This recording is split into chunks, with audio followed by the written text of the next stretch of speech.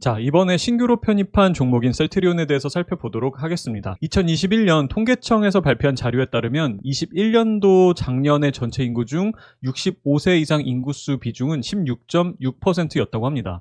이렇게 보시면 이 65세 이상 인구 비중은 이전부터 매년 증가를 하고 있는 추세이며 앞으로 3년 뒤인 2025년에는 20%를 넘어서며 8년 뒤인 2030년에는 25.5%로 국내 인구의 4명 중 1명은 65세 이상일 정도로 인구 노령화는 급격하게 증가될 것으로 전망되고 있습니다. 이는 거의 확정적으로 바뀌어 나가게 될 인구 구조의 미래이며 이에 따라 이와 관련된 산업들은 메가 트렌드로서 이미 자리를 잡아나가고 있는 상황입니다. 우리가 메가 트렌드를 정의할 때는 향후 1, 2년의 특정 이벤트가 아닌 거대한 시대적, 사회적 흐름을 가리키는 것으로서 10년 이상의 장기적인 관점에서 바라봐야 하는 트렌드입니다. 인구 노령화에 있어서 아무래도 다른 어떤 것보다 중요시되는 것은 건강이기 때문에 이와 관련된 산업으로는 의료기술, 의약품, 건강기능식품, 실버타운 인프라 등 건강과 직접적으로 관련된 산업들이 각광을 받아가고 있죠. 메가 트렌드라는 것이 앞으로 미래에 확정적으로 실현이 될 문제이지만 또 어떻게 생각하면 가까운 미래는 아닐 수 있다는 생각에 주가들이 계속해서 이 인구 노령화 차트처럼 상승만을 이어가는 것은 아닙니다. 그러나 높은 확률로 시간이 지날수록 이와 관련된 산업의 시장성은 계속해서 커져갈 것이며 이에 따라 관련된 기업들의 매출과 이익 또한 이 차트의 향후 흐름처럼 빠른 속도로 성장을 해 나가게 될 가능성이 높습니다.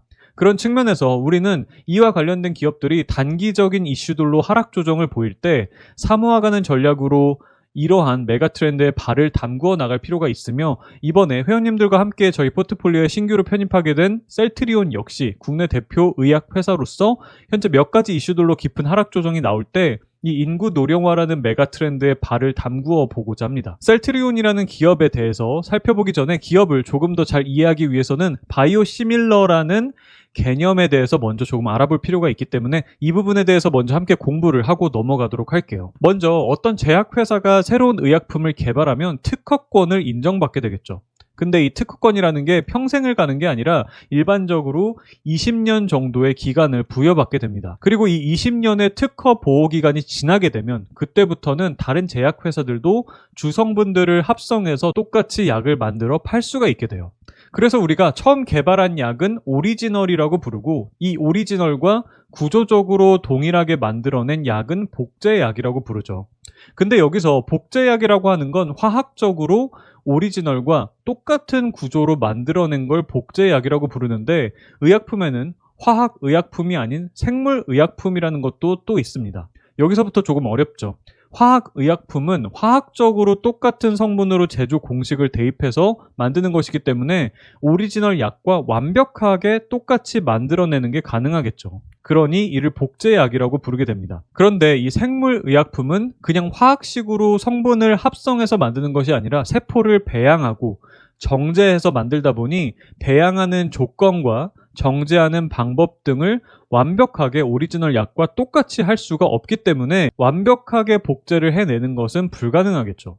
그래서 복제약은 그냥 똑같이 공식에 따라서 성분을 합성해서 만들면 되기 때문에 임상 테스트를 거치지 않고 생산해서 판매가 가능한 반면에 이 생물의약품은 유사하게 만들어낸 후에 제조 및 판매 승인을 얻기 위해서는 비임상과 임상 등의 테스트를 모두 통과해야만 하며 어쨌든 오리지널 약과 만드는 환경이 같을 수 없다는 점에서 복제약이라고 부르지 않고 바이오시밀러라고 부릅니다. 이해가 조금 되실까요? 저도 제가 설명을 하면서도 잘 전달이 되지 않는 것 같습니다. 제가 설명을 너무 못해서 죄송합니다. 아무튼 중요한 건 바이오시밀러라고 하는 건 그냥 일반 복제약이 아니라 생물학적으로 만드는 약이기 때문에 신약을 승인받듯이 비임상과 임상을 다 거쳐야 하며 그만큼 진입장벽이 높은 산업이라는 점과 그래도 어쨌든 오리지널 약과 동등한 효능을 갖고 있는 비슷한 약을 특허권이 풀린 다음에 제조 판매한다는 점에서 가격이 훨씬 저렴해서 경쟁력이 있다는 점에서 이 바이오시밀러는 시장성이 굉장히 큰 산업이라고 볼 수 있습니다.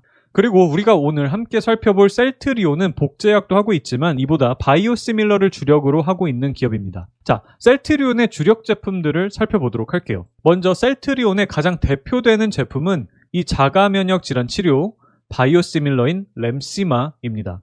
여기 이 리스트는 주력 제품별로 시기적으로 빨리 승인이 난 순서로 나열이 되어 있습니다. 보시면 램시마 같은 경우에는 유럽에서 2013년에 승인이 나고 나서 미국에서 2016년에 승인이 났습니다.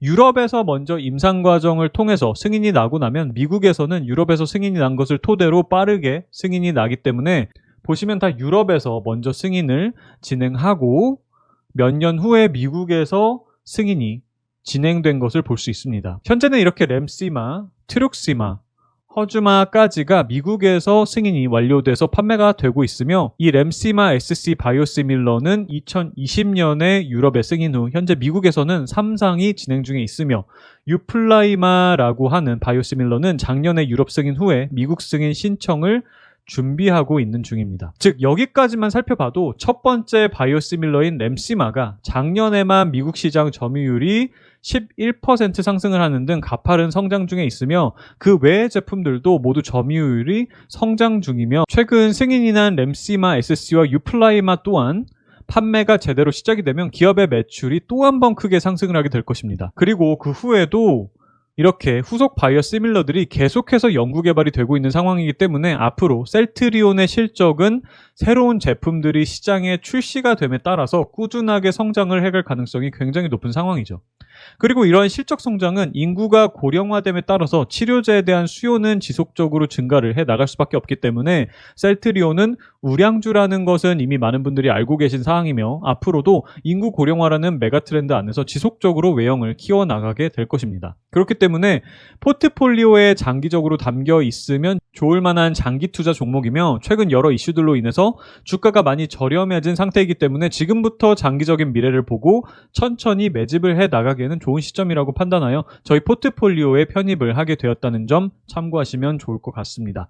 자, 차트와 실적을 보도록 할게요. 주봉을 먼저 보도록 할게요. 셀트리온은 2020년 3월에 코로나가 발발했을 때 저점을 찍고 코로나 치료제 개발 이슈와 함께 주가가 큰 폭으로 상승을 했다가 코로나가 풍토병화 단계로 접어들면서 이러한 열기가 식으면서 주가 또한 다시 원위치로 되돌아간 상황입니다. 그러나 셀트리온은 코로나와 관련된 사항보다는 펀더멘탈적으로 바이오시밀러가 주력 사업으로서 여전히 큰 성장성을 보이고 있기 때문에 최근의 하락은 과한 측면이 있으며 오히려 앞으로 메가트렌드적인 실적의 성장성을 생각한다면 지금 이렇게 깊은 하락 조정을 보이고 있을 때 천천히 매집을 해 나간다는 생각으로 접근을 하기에 적합한 시점에 와 있다고 판단을 하고 있습니다.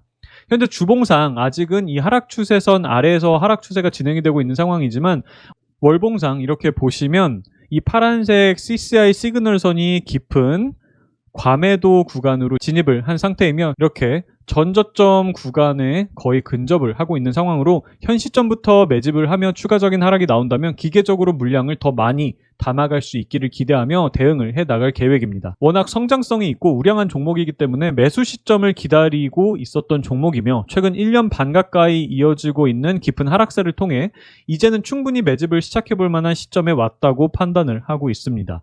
이런 우량주들은 이렇게 기회를 줄 때 저축을 한다고 생각을 하고 사모아간다면 높은 확률로 좋은 성과를 가져다 줄 가능성이 높다는 것도 참고하시면 좋을 것 같습니다.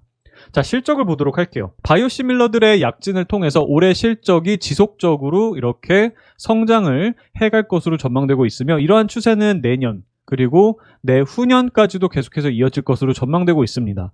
앞서 바이오시밀러를 살펴보는 데 있어서 현재 주력으로 하고 있는 제품들에 더불어 추가적으로 승인 신청을 했거나 3상을 진행 중에 있는 제품들이 많이 있기 때문에 이러한 제품들이 앞으로 승인이 되고 판매가 시작되면 실적은 외형 성장을 기반으로 빠르게 성장해 나갈 가능성이 높기 때문에 이러한 기업의 성장을 믿고 주가가 깊은 하락 조정이 나오고 있을 때 차츰차츰 저가 매수로 대응을 해 나가기에 적절한 시점이라고 판단하고 있습니다.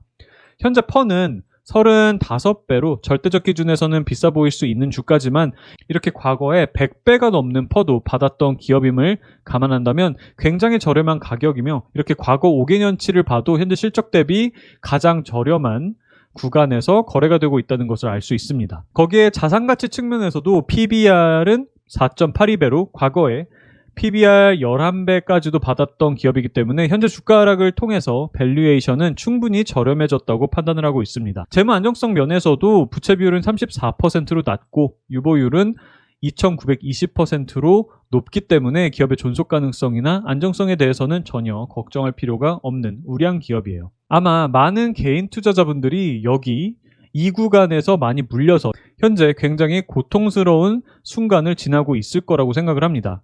이때 물렸다면 현재 거의 반토막 가까이 나 있는 상황이기 때문에 현 구간에서 결국 스트레스를 참지 못해서 손절 물량이 많이 출회가 되고 있을 가능성이 높기 때문에 우리는 이러한 고점에서 물린 투자자들의 손절 물량을 저가 매수로서 받아내며 대응을 해 나간다면 위에 물려있는 저항 매물들이 서서히 정리가 되어가며 추세는 상승 쪽으로 올해 안에는 강하게 반전을 해 나갈 가능성이 높다고 판단을 하니 이러한 투자자들의 심리적인 부분도 참고하시면 좋을 것 같습니다.